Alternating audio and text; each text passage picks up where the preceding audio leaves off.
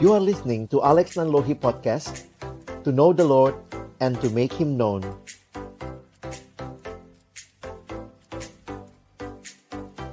Shalom, selamat siang Bapak Ibu yang dikasihi Tuhan. Saya bersyukur buat kesempatan boleh melayani siang hari ini. Saya akan coba share PowerPoint saya untuk materi siang hari ini. Ya, kita tentunya mengerti bahwa kekristenan adalah satu kepercayaan yang sangat bergantung kepada relasi dengan Tuhan. Karena itu ada yang mengatakan Christianity isn't just about religion, it's a relationship with God through Jesus Christ. Dan pengakuan iman kita, kalau kita berbicara tentang kekristenan, berpusat pada pengakuan akan Allah Tritunggal. Ya, jadi Bapak Ibu Saudara yang dikasihi Tuhan, di dalam kita belajar tentang iman kita, bahkan pengakuan iman kita di gereja ketika kita berdiri mungkin lalu kita mengucapkan pengakuan iman rasuli, itu berpusat kepada Allah Tritunggal. Nah, hal yang menarik yang perlu kita ingat bahwa seringkali kita tidak menghayati keseluruhan dari pribadi Allah Tritunggal. Kekristenan tidak menyembah tiga Allah. Kita menyembah satu Allah yang menyatakan diri di dalam tiga pribadi. Ya, jadi disinilah kita menghayati bahwa kekristenan bicara tentang Roh Kudus sebagai pribadi Allah sendiri. Nah, ini menarik untuk kita coba hayati karena kita merayakan Pentakosta, hari turunnya Roh Kudus, begitu ya. Tetapi mungkin juga kita perlu kembali merefresh pemahaman kita tentang siapakah Roh Kudus. Beberapa ayat mengawali pembahasan kita. Misalnya Yohanes 15 ayat 26. Ini kalimat Yesus sendiri. Jikalau penghibur yang akan kuutus dari Bapa datang, dan dikatakan yaitu Roh kebenaran yang keluar dari Bapa, ia akan bersaksi tentang aku. Oke, baik. Jadi, sebentar. Apakah slide saya masih terlihat? Masih ya? Oh sorry, saya jadi bingung. Saya kontrolnya dari mana nih soalnya. Sebentar.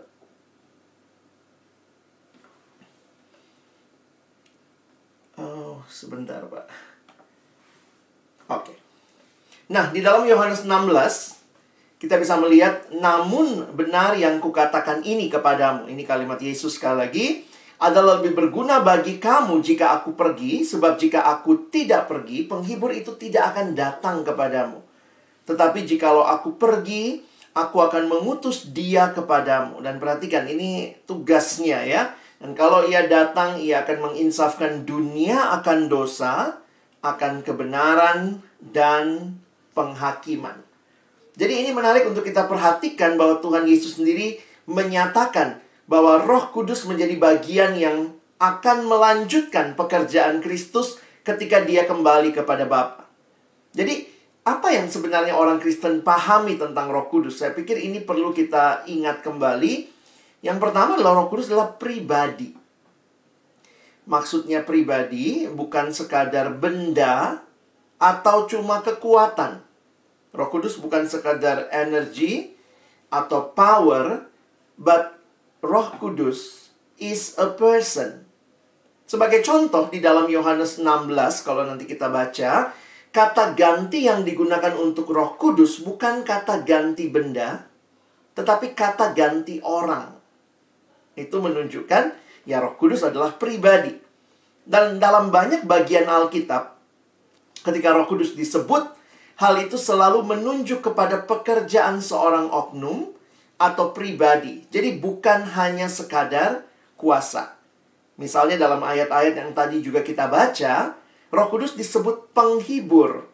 Nah, kata aslinya dalam bahasa Yunani adalah parakletos. Dalam bahasa sehari-hari, ini artinya seseorang yang dipanggil untuk mendampingi di pengadilan. Karena itu dalam bahasa Inggris lebih sering disebut advocate, ya. Sebutan ini tidak mungkin digunakan untuk kuasa atau kekuatan yang impersonal. Nah, jadi menghayati bahwa Roh Kudus adalah pribadi, sama seperti kita juga manusia adalah pribadi, ya. Pribadi itu punya 3 hal. Punya rasio, punya emosi, dan punya kehendak. Tetapi bedanya apa? Saudara dan saya adalah pribadi manusia. Sementara Roh Kudus adalah pribadi Allah. Dia bukan hanya seorang pribadi, tapi ia adalah pribadi yang ilahi. Tahu dari mana? Oh, dari firman Tuhan kita bisa melihat. Misalnya, sifat-sifat Allah ada pada Roh Kudus. Nanti Bapak Ibu bisa lihat, saya bisa berikan slide-nya. Tapi ini pengantar untuk membuat kita memahami terlebih dahulu. Jangan-jangan kita pikir Roh Kudus itu cuman kekuatan, power, ya. Tetapi dia adalah pribadi Allah. Karena itu sifat-sifat Allah ada pada Roh Kudus. Kekal, maha kuasa, maha hadir, maha tahu, dan dia juga pencipta alam semesta. Nah, apa yang menarik bagi kita orang percaya, bahwa ketika kita percaya kepada Kristus, kepada Yesus sebagai Tuhan dan Juru Selamat, Roh Kudus juga diberikan di dalam diri kita. Sebenarnya terima Yesus dan terima Roh Kudus itu, saudara, satu paket, ya. Karena nggak mungkin Allah Tritunggal kita terima Yesus, Roh Kudus ketinggalan di luar, begitu. Bahkan 1 Korintus 12 ayat 3 mengatakan tidak mungkin kamu mengaku Yesus adalah Tuhan kalau bukan karena Roh Kudus. Jadi berarti terima Yesus, terima Roh Kudus menjadi satu bagian yang kita alami dalam hidup orang percaya. Karena itu bagi kita, dalam kehidupan kita, karya Roh Kudus dalam kehidupan sangatlah penting. Tanpa pertolongan Roh Kudus, mustahil seseorang dapat masuk menjalani kehidupan Kristen yang benar. Nah, karena itu di dalam pekerjaan Roh Kudus di dalam dunia ini seringkali dikaitkan dengan pekerjaan keselamatan. Ada 3 istilah penting di dalam mengerti tentang keselamatan, bahwa yang pertama adalah bicara justification, bahwa ketika saudara dan saya diselamatkan di dalam Kristus, kita dinyatakan benar. Bukan karena kebenaran kita, tapi karena kebenaran Kristus. Nah, yang kedua, Roh Kudus bukan hanya membawa kita di awal hidup rohani dengan justification, tetapi menjalani hidup kekristenan kita. Roh Kudus mengerjakan sanctification, pengudusan, the process of holiness. Dan ini juga yang kita yakini, Roh Kudus memimpin kita sampai kita memperoleh semuanya. Itulah yang kita hayati dalam glorification, bahwa Tuhan akan menggenapkan semuanya bagi kita. Jadi kalau Bapak Ibu perhatikan, di dalam Efesus pasal yang pertama misalnya dikatakan Roh Kudus itu seperti down payment, uang muka yang menyatakan bahwa keselamatan akan kita terima sampai akhirnya. Jadi ini sebenarnya dimensi pekerjaan Roh Kudus terkait dengan masa lalu, justification, masa kini, dia terus menguduskan kita, sanctification, dan masa depan, dia membawa kita ke dalam kemuliaan. Itulah apa yang kita yakini ketika Kristus datang kedua kali. Maka Roh Kudus akan membawa kita di dalam keserupaan dengan Kristus. Nah, jadi yang kita nikmati sekarang ini sebenarnya adalah pekerjaan Roh Kudus yang sedang menyucikan kita. Roh Kudus yang mendampingi kita. Roh Kudus yang menginsafkan kita akan dosa. Nah, dan itulah yang saya pikir hal yang menarik sekali. Saudara dan saya ada di dalam dunia yang penuh dengan perubahan. Tetapi kita diberikan Roh Kudus, yaitu pribadi Allah sendiri, yang menyertai kita, yang tinggal di dalam hati kita, dan terus menguduskan kita. dalam sebuah buku yang ditulis oleh Billy Graham tentang Roh Kudus, ada yang bertanya begini, kenapa namanya Roh Kudus? Apakah dia lebih kudus dari Allah Bapa? Atau dia lebih kudus dari Yesus? Tidak. Dia disebut Roh Kudus karena tugasnya adalah memimpin hidup saudara dan saya makin hari makin kudus. Ya, kalau yang ada dalam diri kita adalah Roh Kudus, tentunya kita makin hari makin kudus. Kalau yang adalah Roh Kudus, makin hari makin kudus, begitu ya. Nah, makanya pastikan, saudara, apakah engkau mengalami karya Roh Kudus yang membawa saudara dan saya hidup makin hari makin kudus, makin hari makin teguh, bahkan di tengah-tengah dunia mengalami berbagai pergumulan. Nah, disinilah saya ingin berhenti dengan teori untuk kita lihat contohnya orang yang hidupnya dipimpin oleh Roh Kudus. Kayak apa sih kira-kira hidupnya? Nah, saya memang mengambil contoh di Perjanjian Lama, kisah Daniel. Saya hanya fokus kayaknya ke satu kisah ini supaya kita bisa lebih melihat, saudara ya. Apa yang menarik? Setiap kali tokoh-tokoh di dalam Perjanjian Lama diangkat, saya mengutip Roma 15 ayat 4. Sebab segala sesuatu yang ditulis dahulu telah ditulis untuk menjadi pelajaran bagi kita. Nah, ini saya pikir yang penting ya. Supaya apa? Supaya kita teguh berpegang pada pengharapan oleh ketekunan dan penghiburan dari kitab suci. Saudara yang dikasihi Tuhan, ada banyak tokoh Alkitab yang bagi saya cukup menarik kehidupannya untuk diangkat, selain Yesus tentunya. Tetapi bagi saya yang menarik tentang Daniel ini bukan hamba Tuhan, Bapak Ibu ya. Daniel itu PNB, pegawai negeri Babel. Jadi kadang-kadang kalau kita ngomong Yesus, saudara mungkin langsung bilang, aduh Pak, Yesus sempurna banget. Paulus, aduh Pak, Paulus sempurna banget. Nah, kita lihat contoh pegawai ini ya, yang bekerja di PNB, pegawai negerinya Babel. Ada kalimat yang menarik waktu saya coba mempersiapkan ini, melihat tentang bagaimana orang-orang pada masa itu menanggapi Daniel. Lihat kalimat raja. Di Daniel pasal 5, waktu dia menghadap Raja Belsasar, lalu dibawalah Daniel menghadap raja, bertanyalah raja kepada Daniel, engkaukah Daniel itu? Salah seorang buangan yang telah diangkut oleh raja, ayahku, ayahnya Nebukadnezar ya, ini zamannya Belsasar, dari tanah Yehuda. Perhatikan ayat 14. Telah kudengar tentang engkau, bahwa engkau penuh dengan roh para dewa, dan bahwa padamu terdapat kecerahan, akal budi, dan hikmat yang luar biasa. Bapak Ibu, saya cukup lama mikirin ini ya. Tentu mereka melihat ada yang beda dengan hidup Daniel. Dan kesimpulan mereka pasti ada roh para dewa. Tapi ya kalau kita menghayati tentunya adalah roh Allah sendiri ya. Kalau kita memahami dalam konsep perjanjian baru ya, Roh Kudus tentunya memimpin Daniel. Dan menarik saudara, perhatikan. Kadang-kadang kita suka mikir orang yang dipimpin Roh Kudus akan kayak apa hidupnya ya. Coba lihat apa yang dikatakan oleh raja ini.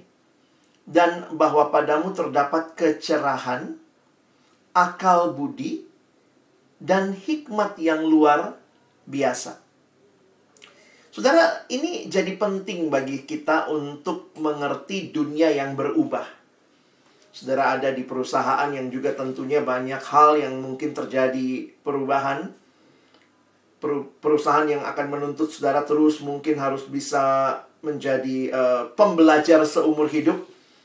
Seorang yang bisa inovatif, karena banyak sekali perubahan yang terjadi. Seorang yang bisa adaptif, agile, ya harus bisa agility jadi bagian yang penting. Nah, bagi saya menarik sekali kalau lihat dari konteks ini. Saya harus bisa menyimpulkan, seharusnya orang Kristen itu kita udah punya modal buat itu. Because of the Spirit of God yang hidup di dalam kita, yang tinggal diam menyertai kita, itulah Spirit of God yang menolong kita. Bayangkan, Kalau engkau dan saya dipenuhi Roh Kudus, kira-kira seperti ini nggak ya rekomendasi atasan kita? Wow, ini anak cerah gitu ya. Maksudnya kecerahan di sini lebih berkaitan dengan ide-ide yang baru begitu ya. Akal budi, hikmat yang luar biasa. Saudara, dalam hidup tuh nggak cuma butuh pengetahuan. Ini bedanya pengetahuan sama hikmat. Pengetahuan berkaitan dengan textbook. Hikmat berkaitan dengan daily life. Jadi hikmat itu bukan sesuatu yang konseptual. Tetapi hikmat itu adalah ketika saudara punya konsep, saudara lihat situasi, saudara bisa mengambil keputusan yang tepat, itu hikmat.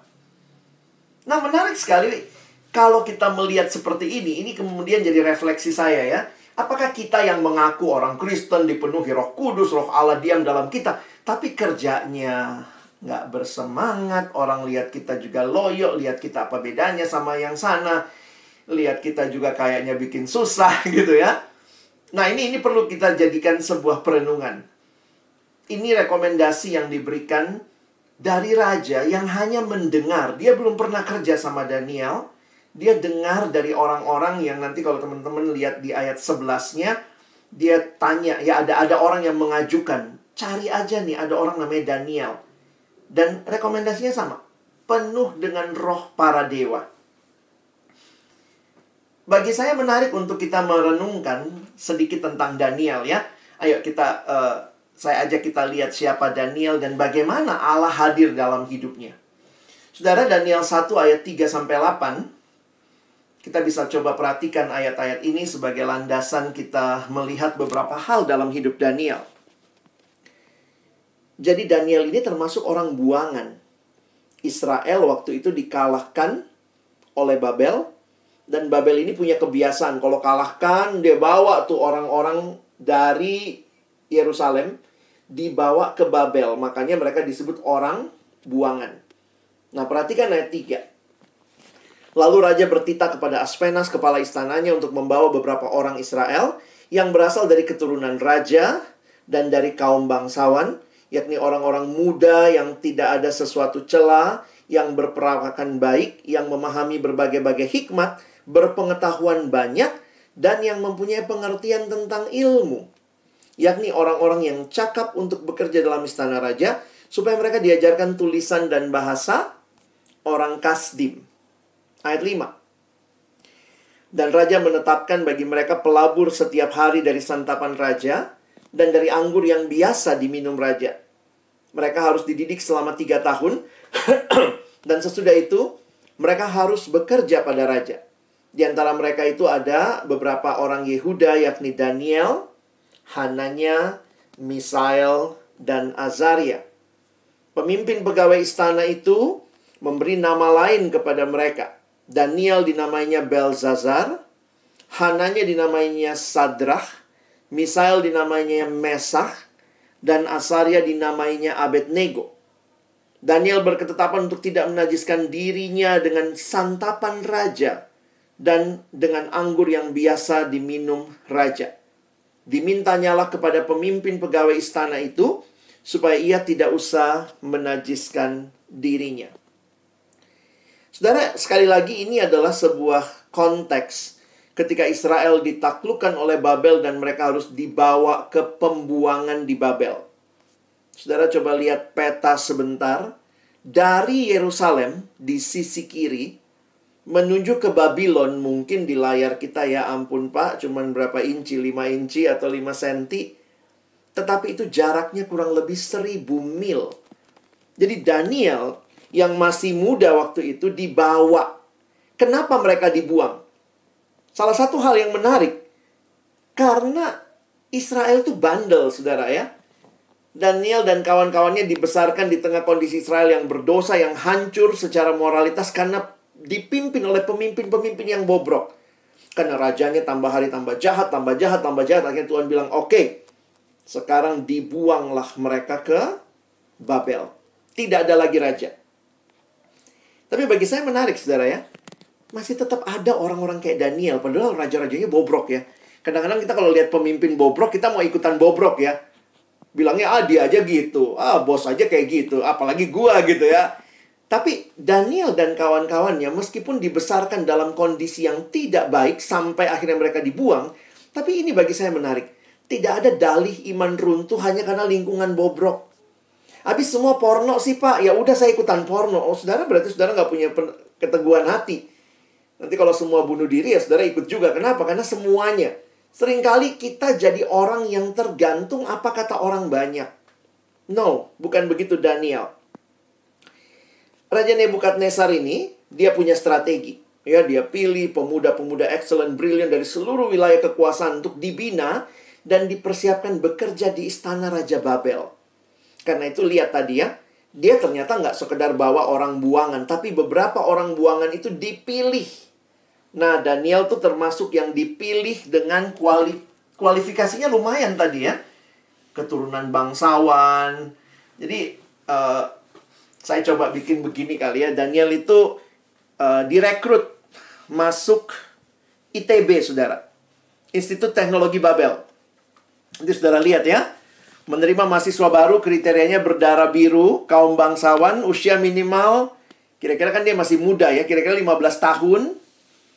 Tidak bercela, itu kalimat Alkitab tadi. Ya mungkin yang tak bercela nggak cacat fisik mental ya.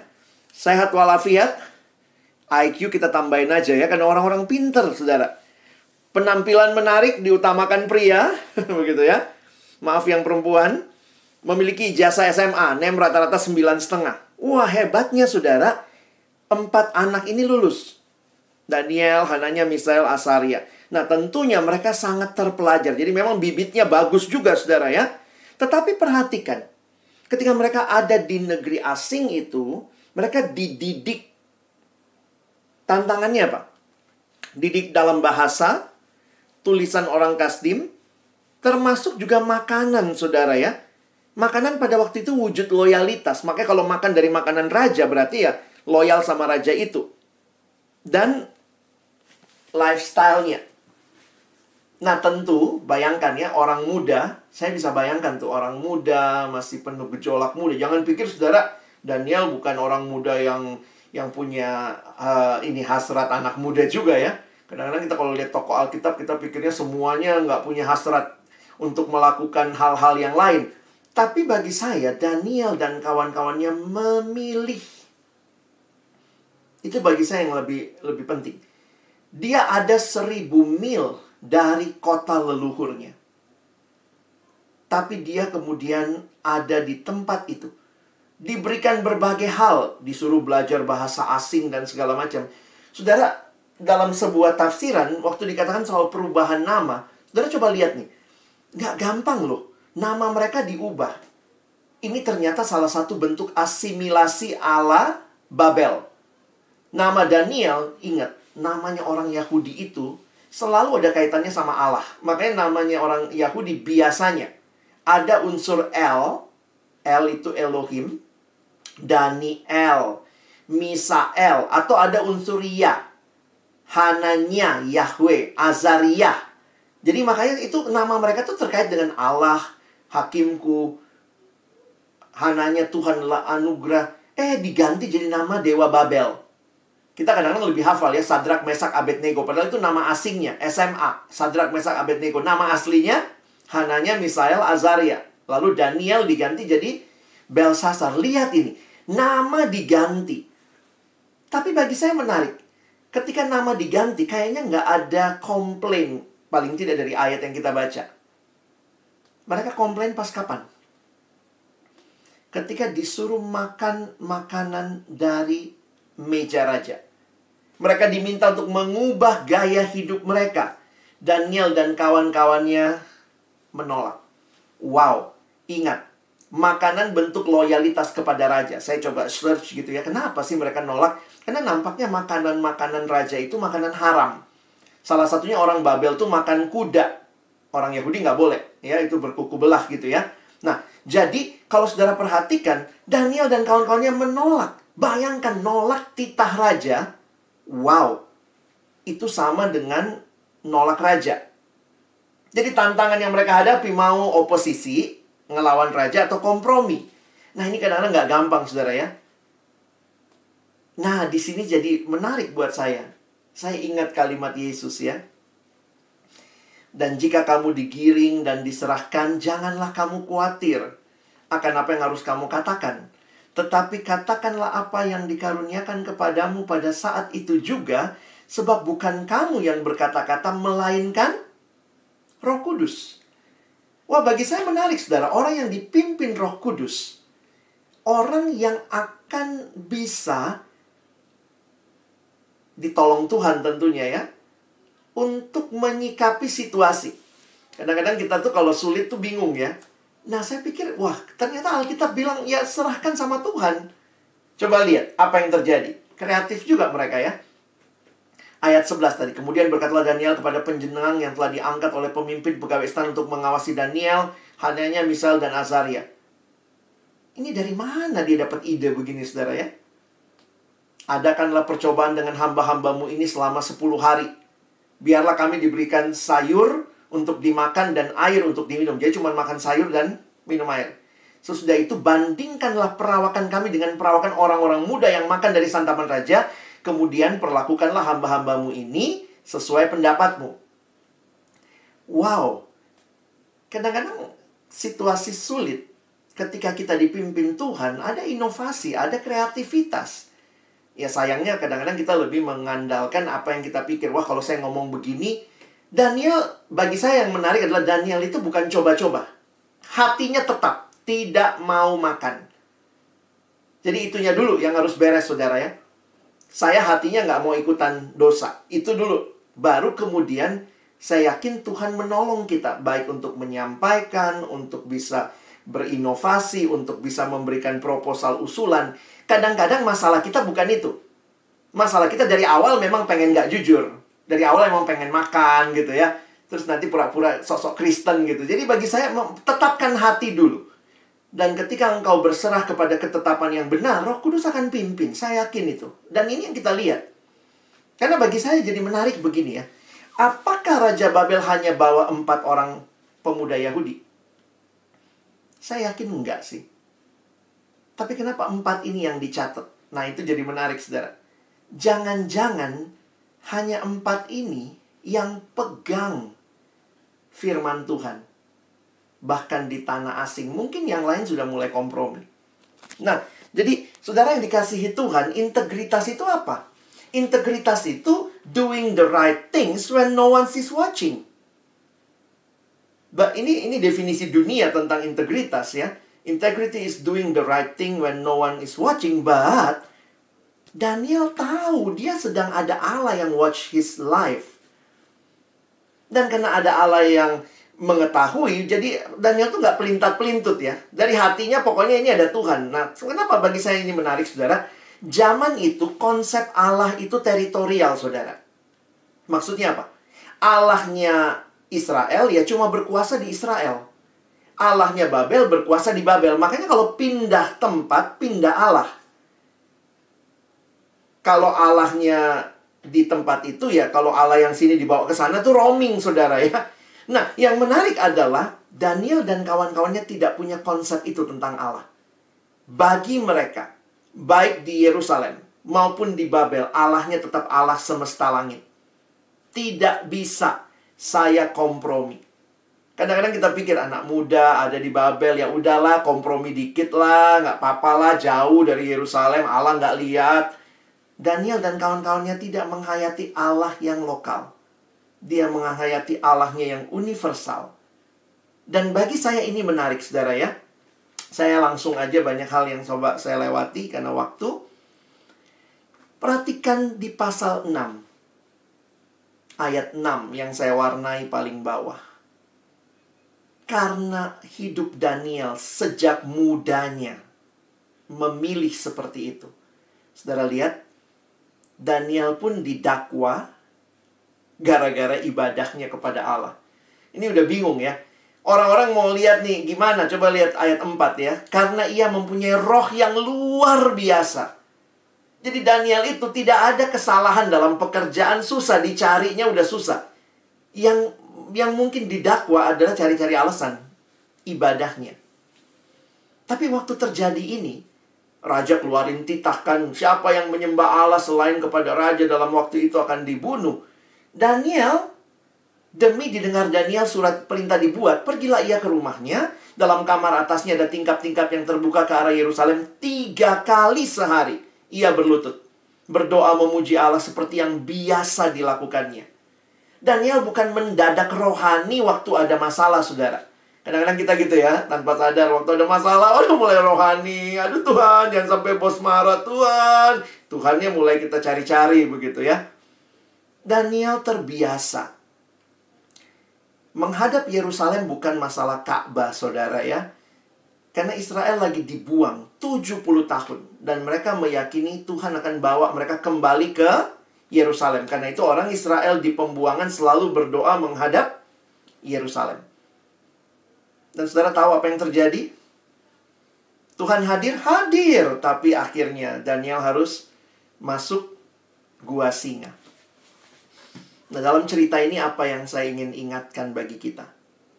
Dipimpin Roh Kudus bukan berarti semuanya lancar sesuai dengan yang kita mau. Yang penting dalam dipimpin Roh Kudus adalah saudara memilih apa yang Tuhan mau, dan saudara siap menanggung resiko sesuai kehendak Tuhan. Kadang-kadang Tuhan izinkan kita mungkin masuk gua singa. Ada orang karena jujur harus dikeluarkan dari pekerjaan. Lucu ya, justru karena jujur keluar, karena nggak mau kompromi. Tapi mungkin itu harga yang harus kita bayar. Dipimpin Roh Kudus bukan berarti semua yang kita mau Tuhan kasih. Karena kalau semua yang kita mau dan ternyata itu nggak benar, tetap Tuhan kasih, itu bukan Roh Kudus yang mimpin.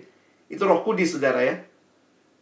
Dan apa yang menarik bagi saya? Saudara lihat gambar ini. Ini Daniel pasal 6. Saudara, banyak orang menggambarkan Daniel masuk gua singa itu Daniel masih muda. Saudara, ternyata kalau pelajari Alkitab baik-baik, Daniel yang masuk gua singa bukan Daniel muda. Daniel muda di pasal 1 itu rajanya Nebukadnezar. Nanti pindah di pasal 4-5, rajanya sudah ganti Belsasar. Daniel pasal 6 yang baru kita baca, rajanya Darius. Jadi sebenarnya Daniel 6, Daniel masuk gua singa, sudah lewat 3 raja, 2 kerajaan. Saudara harus ingat, pada masa itu bukan kerajaan itu atau raja memerintah bukan pakai periode. Raja itu berganti kalau mati, atau kalau kerajaannya ditaklukkan oleh kerajaan lain. Jadi anggaplah, tadi kita bilang Daniel mungkin di pasal 1 umurnya berapa? 15, 17 tahun? Sebenarnya dalam penelitian, para ahli bilang Daniel di pasal 1 kemungkinan masih anak muda umur 14-an tahun. 14-15 tadi ya. Dan Daniel pasal 6. Berapa jauh bedanya? 3 raja, 2 kerajaan. Jaraknya 66 tahun.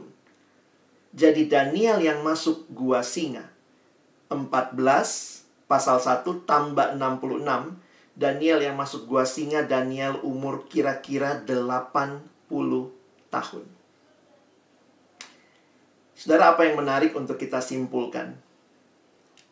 Orang yang dipimpin oleh Roh Kudus, ditolong Tuhan, integritasnya bukan cuma waktu muda, tetapi terus sepanjang masa, dan dampaknya pun luar biasa. Saudara tahu cerita ini akhirnya memang Daniel terlepas dari gua singa, dan Tuhan mengangkat dia menjadi petinggi yang luar biasa. Nomor 2 kira-kira di kerajaan Media Persia. Saudara yang dikasihi Tuhan, LAI harus merevisi gambarnya dalam Alkitab anak-anak. Akhirnya diganti bahwa Danielnya umur 80. Karena sebelumnya Alkitab anak-anak tuh Danielnya masih seger bugar, umur 17 tahun masuk gua singa. Saudara, jangan cuma dipimpin Tuhan pas muda, tapi sampai tua. Apa yang saudara dan saya putuskan hari ini untuk berserah dipimpin oleh Tuhan, dipimpin oleh Roh Kudus, itu akan menjadi satu hal yang akan membawa saudara sampai pada akhirnya. Tuhan memampukan kita melewati berbagai tantangan, karena Dia Allah yang maha hadir, yang tidak meninggalkan kita. Kiranya firman Tuhan menolong kita untuk terus berserah, dipimpin oleh Roh Kudus. Amin. Mari kita berdoa meresponi firman Tuhan. Terima kasih untuk firman-Mu, terima kasih setiap kebenaran yang kami terima. Kami percaya Tuhan, Engkau Allah kami yang tidak pernah meninggalkan kami. Dunia terus berubah, tantangan terus ada. Kami butuh kreatif, inovatif, kami butuh ide-ide yang segar. Tapi itu datangnya bukan sekadar dari diri kami. Tetapi ketika kami berserah kepada Tuhan, belajar untuk memilih apa yang benar, maka Tuhan Engkau menolong kami untuk bisa melihat peluang, bisa memilih yang tepat, tidak kompromi. Dan pada akhirnya, dampaknya pun luas. Orang boleh melihat pekerjaan yang baik dan Tuhan dimuliakan. Itulah yang kami pelajari dari hidup hamba-Mu Daniel, dan Tuhan tolong kami sebagai Daniel masa kini untuk bisa bukan hanya jadi pendengar firman-Mu, tapi jadi pelaku-pelaku firman-Mu. Ini doa kami, ucapan syukur kami. Dalam nama Yesus kami berdoa. Amin.